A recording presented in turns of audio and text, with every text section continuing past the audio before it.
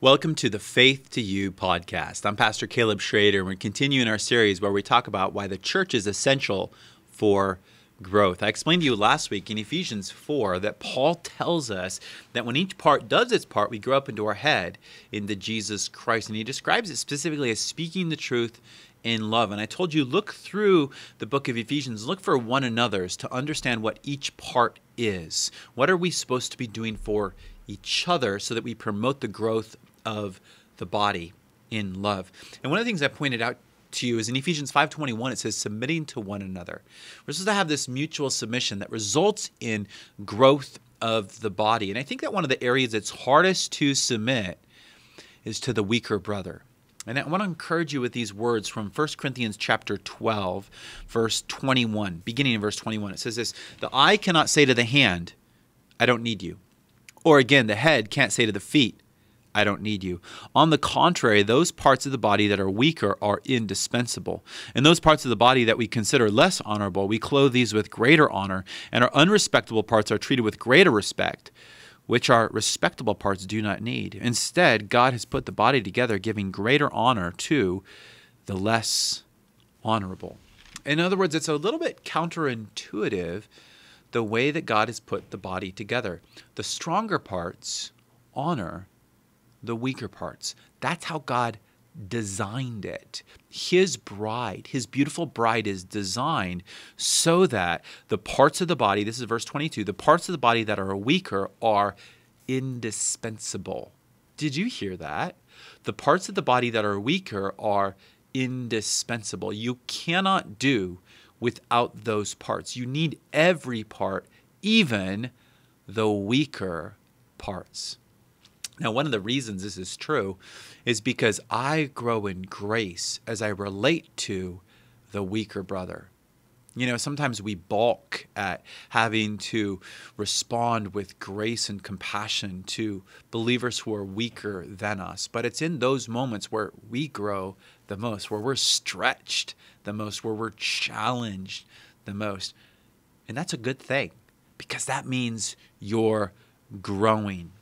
Paul explains this further in Romans chapter 14, and I'm just going to pick up a few verses there. In verse 21, he says this: it is a good thing not to eat meat or drink wine or do anything that makes your brother or sister stumble. Whatever you believe about these things, keep between yourself and God.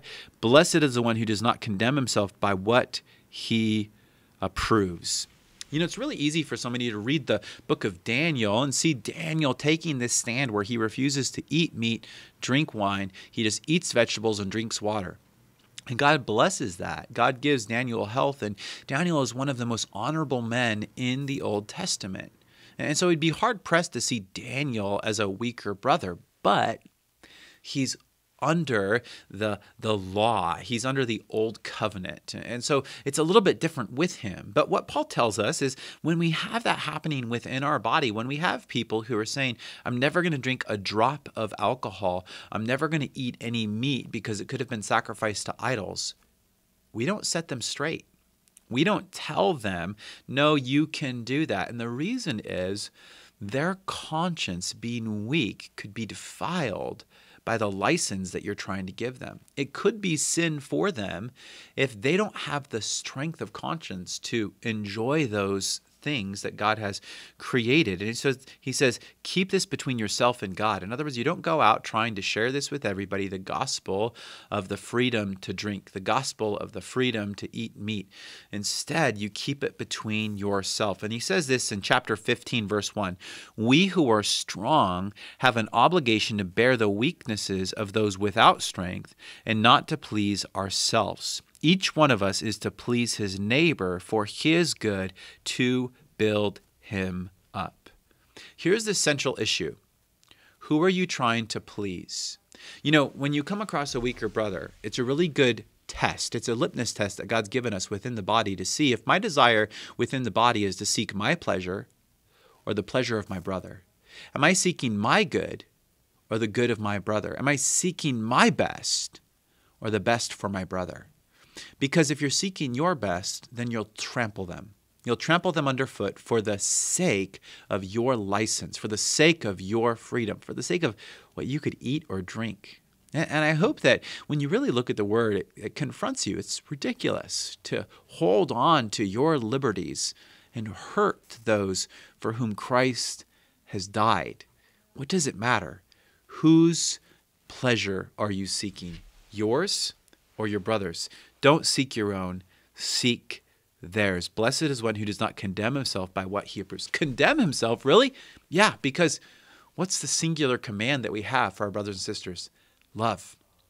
Love is Christ. And what did Christ do? He set aside all of his rights. But I have rights. Yeah. And we surrender those rights to demonstrate the love of Jesus Christ. Now, the reason that we do this, the reason you might think, well, that's crazy. I'll go my whole life without, drinking alcohol, without doing certain things that I believe I have a right to do. Why would I do that? Because this life isn't about this life. Because your eyes are on the reward. Paul says this in 1 Corinthians 9, verse 15. For my part, I've used none of these rights, nor have I written these things that they may be applied in my case. For it would be better for me to die than for anyone to deprive me of my boast. Now, what Paul's talking about there, his boast, he's talking about his eternal reward. He's denied himself rights, the rights of even being married. He says, I'm not going to take that right. I've denied myself the right of having an income from the gospel. I've denied myself that right. Why? Because eternal reward is more important than temporary pleasure, than temporary leisure. And so he denies himself all of those rights. There's so many people who are so willing to hold on to their leisure and hurt their brother, and they demonstrate their heart.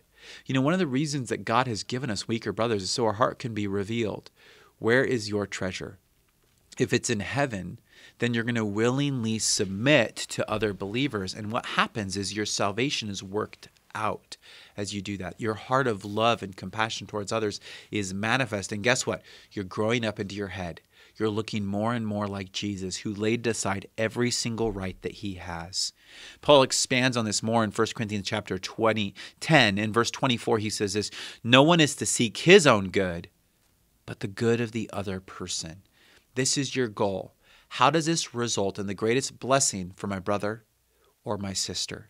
Not, I have rights. No, but how does it result in their good? Verse 32, he says this, give no offense to Jews or Greeks or the church of God, just as I also try to please everyone and everything, not seeking my own benefit, but the benefit of many, so that they may be saved.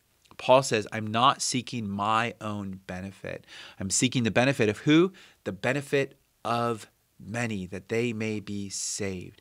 Paul sees constantly that the gospel is on the line because his testimony is on the line. Is he acting in a loving manner? And the place that's most seen is in the most difficult of relationships. Are you putting Christ on display as you willingly let go of your freedoms for the sake of your weaker brother? These are places where we get to grow as we submit to one another out of love for Christ. God has designed the church to work this way so we grow into our head, into Jesus Christ. So gather with us, gather with brothers and sisters, weaker and stronger, so you might grow into your head as you seek the good of those who surround you. I hope you're encouraged. God bless.